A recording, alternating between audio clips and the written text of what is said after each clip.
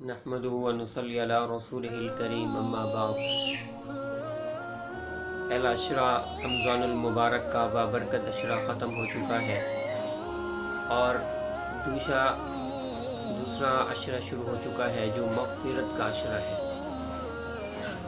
اللہ تبارک و تعالی اتنے کریم ذات ہے کہ اللہ جو بھی آدمی جتنا گناہ کرتا ہے اللہ اسے بخشش کا موقع دیتا ہے۔ اللہ اسے فرماتا ہے کہ تو مجھ سے مانگ، میں دینے کے لیے تیار ہوں۔ جتنا بھی انسان گناہ کر لے، زمین بھر دے، آسمان بھر دے، لیکن اللہ تبارک و تعالی ان گناہوں کو بخشنے کے لیے اللہ نے ایک راستہ رکھا ہے، اور وہ راستہ توبہ کا راستہ ہے۔ نبی کریم صلی اللہ علیہ وسلم نے ارشاد فرمایا، من صام رمضان ایمانا و احتسابا غفر له ما تقدم من ذنبی، کہ جس آدمی نے ایمان کی نیت سے روزہ رکھا،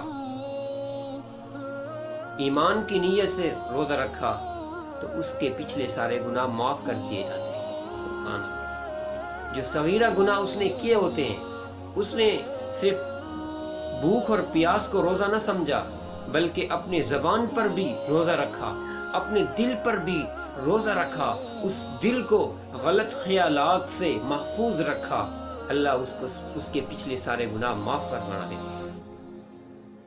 اللہ کتنا کریم ذات ہے۔ شیطان تو انسان کا بہت بڑا دشمن ہے اور کھلا دشمن ہے، کھلا دشمن ہے۔ اس نے تو رب کی عزت کی قسم کھائی تھی کہ اللہ میں ان لوگوں کو ضرور ورگلاؤں گا۔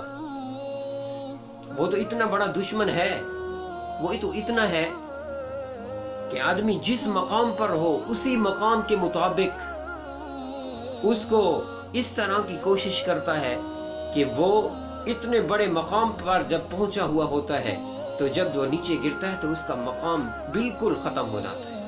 وہ تو اتنا بڑا دشمن ہے۔ وہ یہ نہیں دیکھتا کہ کوئی عالم ہے، وہ یہ نہیں دیکھتا کوئی بزرگ ہے، نہیں، کیونکہ اس نے قسم کھائی ہے۔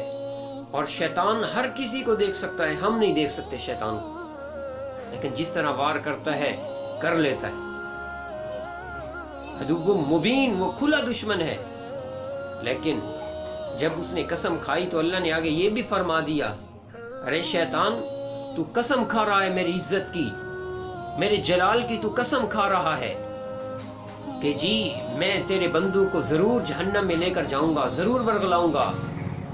تو ارے یہ سن لے، جو میرے محبوب بندے ہوں گے، جو میری اطاعت کرنے والے ہوں گے، جو میری ماننے والے ہوں گے، جو میری طرف آنے والے ہوں گے، تو ان کو نہیں ورگلا سکے، تو ان کو جہنم کے راستے کی طرف نہیں لے کر جا سکتا، وہ تو میرے محبوب بندے ہوں گے۔ تو آئیے، اللہ نے مغفرت کا مہینہ، اللہ نے پہلا اشرا رحمت کا دیا، کہا جتنی بھی رحمتیں ہیں سمیٹ لو۔ اب اللہ نے مغفرت کا مہینہ ہمیں اور آپ کو دے دیا، مغفرت کا مہینہ دیا کہ آؤ کہ جو کچھ ہو چکا، جو کچھ بھی ہو چکا، اب مجھ سے معافی مانگ لو، میں مانگنے کے لیے تیار ہوں، میں معافی دینے کے لیے تیار ہوں۔ تم مجھ سے معافی مانگو تو صحیح، تم میرے در پر آؤ تو صحیح، میں دینے کے لیے تیار ہوں۔ اس لیے ہمیں استغفر اللہ ربی من کل ذنب واتوب الیہ، اس کی زیادہ کثرت کرنی چاہیے۔ استغفر اللہ، استغفار کی زیادہ سے زیادہ کثرت کرنی چاہیے کہ یہ مغفرت کا مہینہ ہے۔ ہمیں کوشش کرنی چاہیے کہ جو گناہ ہو چکے اس کے لیے اللہ کے سامنے گڑ گڑا کر دعا کرنی چاہیے، اللہ ہمیں معاف کر دے، اللہ ہمیں معاف کر دے، اللہ ہم نے جو گناہ کیے ہیں ہمیں معاف فرمائے، تو کریم ہے، تو رحیم ہے۔ نبی کریم صلی اللہ علیہ وسلم نے ارشاد فرمایا، اللہ تو اتنا رحیم ہے کہ جب روزے دار افطاری کرتا ہے اللہ ان لوگوں کو جہنم سے بری کرتے ہیں اور جنت میں داخل کرتے ہیں، وہ لوگ کہ جن کے اوپر جہنم واجب ہو چکی ہوتی ہے، جن کے اوپر جہنم واجب ہو چکی ہوئی ہوتی ہے، اللہ ان لوگوں کو بری فرما دیتے ہیں۔ اور فرمایا جب رمضان کی آخری رات ہوتی ہے، اللہ تو مغفرت کرنے پر آئے تو کتنے لوگوں کو مغفرت کر دیتا ہے۔ اللہ نے 100 قتل کرنے والے کو تو بھی معاف کر دیا تھا، وہ تو کتنا کریم ہے.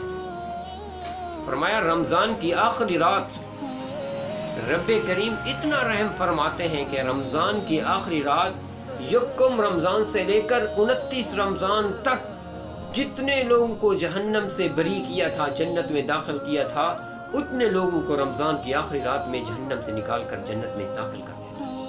سبحان اللہ. اللہ تو اتنا کریم ہے, اللہ تو اتنا غفور رحیم ہے. تو آئیے ہمیں بھی اللہ تبارک و تعالیٰ کی بارگاہ میں جتنا بھی ہو سکے استغفار کرنا چاہیے, اپنی گناہوں کی معافی مانگنی چاہیے. جتنی بھی گناہ ہم سے ہو چکے اللہ سے ہمیں معافی مانگنی چاہیے کہ اللہ ہم نے جو کچھ کیا اللہ ہم نے بھول کر کیا. انسان تو گناہوں کا پتلا ہے. اللہ ہم نے جو کچھ کیا بھول کر کیا, اللہ یا اللہ ہمیں معاف فرما. اللہ تبارک و تعالی مجھے اور آپ سب کو اللہ کی دربار میں توبہ کرنے کی توفیق عطا فرمائے. وآخر دعوانا ان الحمد للہ رب العالمین.